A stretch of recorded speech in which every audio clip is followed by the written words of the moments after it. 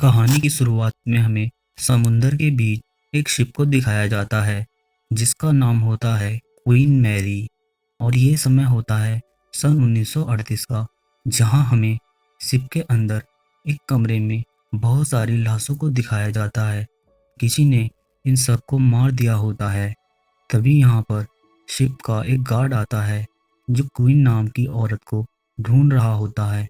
और अचानक उसके सामने क्वीन आती है जो कि बहुत ज़्यादा जख्मी हालत में होती है और तभी उसकी मृत्यु हो जाती है। इन सब को मारने वाला कोई और नहीं बल्कि क्वीन का पति डेविड है। डेविड को पकड़कर एक कमरे में बंद कर दिया जाता है, लेकिन वहां पर डेविड की बेटी आती है जो उसे आज़ाद कर देती है। इसके बाद डेविड और भी बहुत सारे लोगों को मार देता है। इस दर्दनाक घटना के बाद क्वीन मैरी शिप को एक हॉन्टेड शिप कहा गया, क्योंकि जो भी पैसेंजर शिप में जाया करते थे उन्हें मरे हुए लोगों की आत्माएं दिखाई दिया करती थी, जिस वजह से कंपनी और शिप की रेपुटेशन खराब हो जाती है। और अब कई दशक बीतने के बाद क्वीन मैरी शिप को आज एक म्यूजियम के तौर पर इस्तेमाल किया जाता है। इस शिप में ऐना नाम की एक लेडी अपने बेटे के साथ आती है। दरअसल वो इस शिप की रेपुटेशन को वापस लाना चाहती है, इसीलिए वो एक प्रोजेक्ट पर काम कर रही है जिसके तहत वो पूरे शिप को रिनोवेट करना चाहती है। यहाँ पर ऐना का हस्बैंड पैट्रिक भी होता है। हालांकि ये दोनों अब साथ नहीं रहते, लेकिन ये दोनों ही अपने बेटे से बहुत प्यार करते हैं। ऐना की शिप के कैप्टन के साथ मीटिंग होती है, इसीलिए उसका हस्बैंड अपने बेटे के साथ शिप के टूर पर चला जाता है। और जब ये शिप के निचले हिस्से में पहुंचते हैं तो पैट्रिक का बेटा उससे अलग हो जाता है। वो अपने पिता को आवाज़ देता है, लेकिन आसपास कोई नहीं होता। तभी उसके सामने जो लिफ्ट होती है वो अपने आप ही खुल जाती है और ऊपर से एक कार्ड गिरता है। वो उस कार्ड को लेने के लिए लिफ्ट के अंदर जाता है। वो देखता है कि ये एक फॉर्च्यून कार्ड है और तभी लिफ्ट का दरवाज़ा अपने आप ही बंद हो जाता है और नीचे तहखाने में चला जाता है, जहाँ पर उसे क्वीन की बेटी की आत्मा दिखती है जो आज से कई साल पहले इसी शिप में अपनी मॉम, क्वीन और अपने डैड के साथ ट्रैवल कर रही थी, जिसने अपने डैड को आज़ाद किया था और उसके डैड ने सबको मार दिया था। यहाँ पर क्वीन की बेटी की आत्मा गायब हो जाती है। ऐना का बेटा धीरे धीरे आगे बढ़ता है और वो एक पुल के पास पहुंच जाता है। वो इस बात से बेखबर होता है कि एक साया उसका पीछा कर रहा है। उसे महसूस होता है कि उसके पीछे कोई है, इसीलिए वो पलटकर उस साये की फोटो खींच लेता है और इससे पहले कि वो साया उस पर हमला करता, क्वीन की बेटी की आत्मा उसे धक्का देकर नीचे गिरा देती है। ऐना के बेटे के गले में जो कैमरा होता है उससे वो पुल पर ही लटक जाता है। वो साया उसे मारने के लिए आगे बढ़ता है, लेकिन तब क्वीन की बेटी की आत्मा एक बार फिर से उसे खींचकर पुल में गिरा देती है। और फिर हमें शिप के कैप्टन को दिखाया जाता है जो देखता है कि दीवार पर एक शिप चल रहा है। वो समझ जाता है कि कुछ न कुछ गड़बड़ है, इसीलिए वो पुल वाले एरिया में जाकर ऐना के बेटे को बचा लेता है। इस घटना के बाद ऐना का बेटा बहुत ज़्यादा डर जाता है। वहीं शिप का कैप्टन ऐना से कहता है कि तुम्हारे प्रोजेक्ट को मंजूरी मिल चुकी है और अब तुम हर वीकेंड अपने हस्बैंड के साथ यहाँ पर आकर अपना काम कर सकती हो। कहानी यहाँ से एक बार फिर से अतीत में जाती है, यानी कि सन 1938 में, जहाँ पर हमें डेविड, उसकी पत्नी क्वीन और इनकी बेटी को दिखाया जाता है। डेविड ने अपने चेहरे पर मास्क पहना होता है क्योंकि पहले वो एक आर्मी ऑफिसर था और जंग के दौरान उसका पूरा चेहरा खराब हो गया था। डेविड और उसके परिवार को फर्स्ट क्लास में आने नहीं दिया जाता क्योंकि इन्हें यहाँ पर आने की इजाज़त नहीं है। तभी डेविड को पता चलता है कि फर्स्ट क्लास में एक कपल डिनर करने आने वाला था, लेकिन अब वो नहीं आ रहा। डेविड उनके नाम से फर्स्ट क्लास में एंट्री कर लेता है और अपने परिवार के साथ डाइनिंग टेबल पर बैठ जाता है। यहाँ पर हमें पता चलता है कि डेविड की पत्नी फॉर्च्यून कार्ड देकर लोगों का भविष्य बताती है। अब जब डेविड अपने परिवार के साथ यहाँ पर बैठा होता है तो वही कपल आ जाता है जिसके नाम से डेविड फर्स्ट क्लास में आया है। और जब शिप के क्रू मेंबर्स को ये बात पता चलती है तो वे डेविड को यहाँ से जाने के लिए कहते हैं, लेकिन डेविड साफ साफ मना कर देता है। क्रू मेंबर्स उसके साथ जबरदस्ती करते हैं जिस वजह से उसका मास्क उतर जाता है और उसका चेहरा सबको दिख जाता है। उसका चेहरा देखकर सबके सब डर जाते हैं जिससे डेविड को बहुत बुरा लगता है। वो अपनी पत्नी के साथ बाहर निकल जाता है। डेविड बहुत ज़्यादा परेशान होता है, इसीलिए वो नीचे बेसमेंट में पूल के पास चला जाता है। इसके बाद हमें शिप के कैप्टन को दिखाया जाता है जो अपने साथी से कहता है कि शिप की स्पीड बढ़ा दो। और जब वो स्पीड बढ़ाते हैं तो प्रेशर बहुत ज़्यादा बढ़ जाने की वजह से एक इंजन फट जाता है और साथ ही बॉइलिंग रूम की दीवारें भी गिर जाती हैं।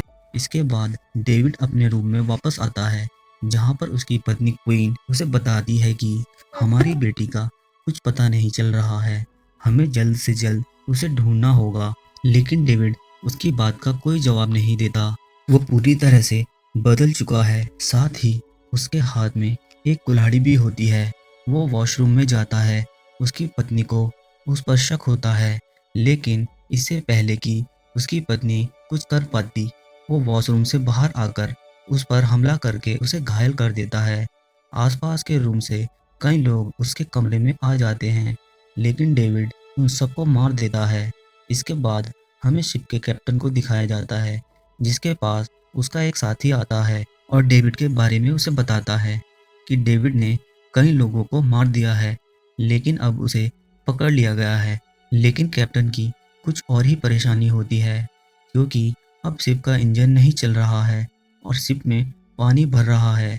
साथ ही कैप्टन अपने साथी को बताता है कि जब इस शिप को बनाया गया था तो कंपनी पूरी तरह कंगाल हो गई थी, इसीलिए वो चाहती थी कि ये शिप लंबे समय तक चले, जिसके लिए कंपनी ने काले जादू का सहारा लिया और बॉइलिंग रूम की दीवारों के बीच एक आदमी को चिनवा दिया गया। और अब क्योंकि बॉइलिंग रूम की दीवारें टूट चुकी हैं जिस वजह से उसकी आत्मा आज़ाद हो गई है और अब हमें उस आत्मा को किसी भी कीमत पर इस शिप से नहीं जाने देना होगा। दरअसल कैप्टन को पता चल चुका होता है कि वो आत्मा आज़ाद होकर डेविड के शरीर में पहुंच चुकी है और डेविड के शरीर के जरिए वो इस शिप से बाहर जाना चाहती है। अगर वो आत्मा इस शिप से बाहर चली गई तो ये शिप निश्चित तौर पर डूब जाएगा। और अब हमें डेविड को दिखाया जाता है जो शिप से भागने की कोशिश कर रहा होता है, लेकिन कैप्टन वहां पर पहुंच जाता है और उस पर गोलियां चलाता है। कैप्टन का साथी उसे ऐसा करने से मना करता है, लेकिन कैप्टन अपने साथी को मार देता है। साथ ही वो डेविड को भी गोलियां मारता है जिसकी वजह से वो आत्मा शिप से नहीं निकल पाती और इंजन एक बार फिर से स्टार्ट हो जाते हैं। लेकिन कैप्टन को इस बात का बहुत दुख था कि उसने दो आदमियों को मार दिया, इसीलिए वो खुद अपने आप को भी सजा देता है।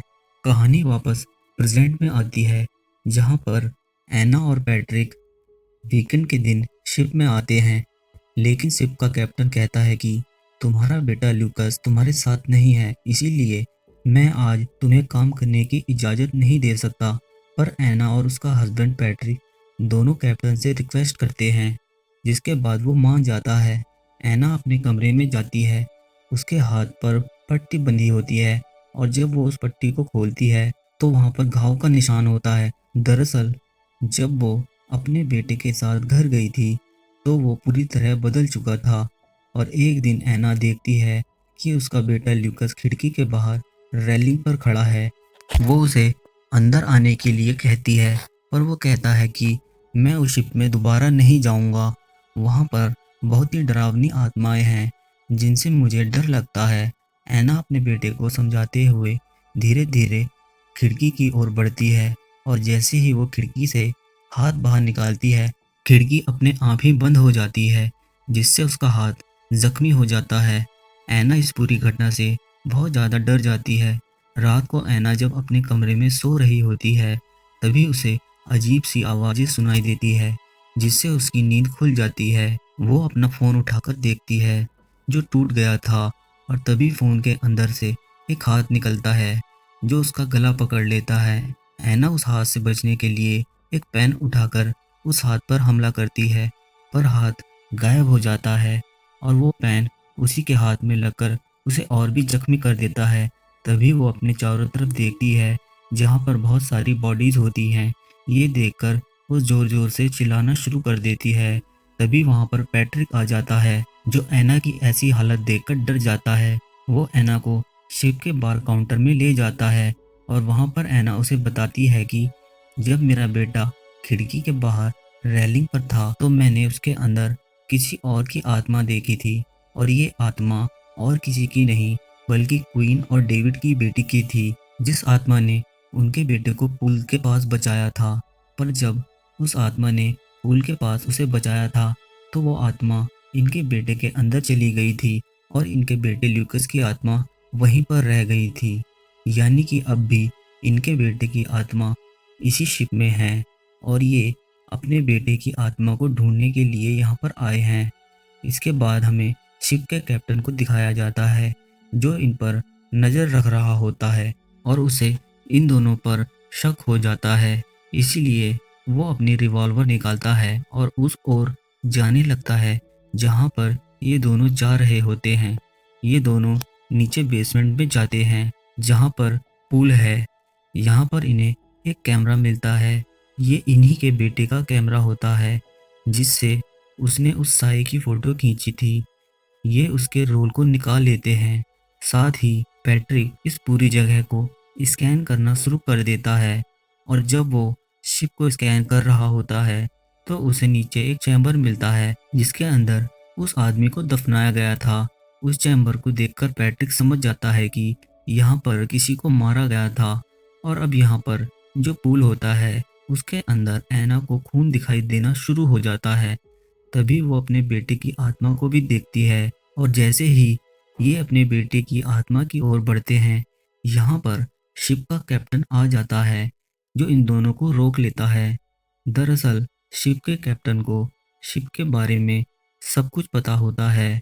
उसे ये भी पता होता है कि इनके बेटे के अंदर क्वीन और डेविड की बेटी की आत्मा चली गई थी और इसीलिए उसने इन दोनों को यहाँ पर बुलाया था, ताकि ये अपने बेटे के साथ यहाँ पर आए और वो एक बार फिर से क्वीन और डेविड की बेटी की आत्मा को शिप में कैद कर ले। लेकिन ये अपने बेटे को यहाँ पर नहीं लाए। कैप्टन कहता है कि अगर तुम अपने बेटे को यहाँ पर ले आओ, तो उसके अंदर जो आत्मा है, मैं उस आत्मा को शिप में एक बार फिर से कैद कर दूंगा और तुम्हारे बेटे की आत्मा को तुम्हें वापस लौटा दूंगा। पर पैट्रिक साफ साफ मना कर देता है और उसे वो कैमरा रोल दिखाता है, जिससे उसके बेटे ने फ़ोटो खींची थी। वो कैप्टन से कहता है कि इस फ़ोटो को मैं पूरी दुनिया को दिखाऊंगा और सच्चाई को सबके सामने उजागर कर दूंगा। इस बात से कैप्टन को गुस्सा आता है। वो उस पर गोलियां चलाता है, लेकिन किसी तरह से वो बचकर वहां से निकल जाता है। वहीं दूसरी तरफ ऐना, जो अपने बेटे की आत्मा को ढूंढ रही होती है, उसके सामने डेविड, क्वीन और उसके बेटे की आत्मा आती है। ल्यूकस अपनी मॉम से कहता है कि मैं चाहता हूँ कि तुम भी हमारे साथ इसी शिप में रहो, पर ऐना साफ साफ मना कर देती है। दरअसल अगर किसी भी आत्मा को इस शिप से बाहर निकलना है, तो उसे एक शरीर की ज़रूरत है, जिसके करके वो शिप से बाहर निकल सकती है। अगली सुबह हमें दिखाया जाता है कि ऐना और पैट्रिक दोनों बहुत खुश हैं। दरअसल इन दोनों ने क्वीन और डेविड की आत्मा के साथ सौदा कर लिया था, जिसका मतलब अब इन दोनों के अंदर क्वीन और डेविड की आत्मा है और इन दोनों की आत्मा इन्हीं के बेटे ल्यूकस के साथ है।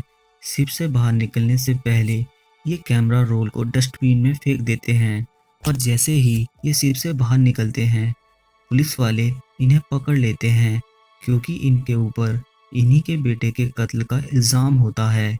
दरअसल जब इनका बेटा खिड़की के बाहर लटका हुआ था, तो उस समय ऐना को पता चल चुका था कि उसके बेटे के शरीर में किसी और की आत्मा है, यानी कि वो उनका बेटा नहीं है।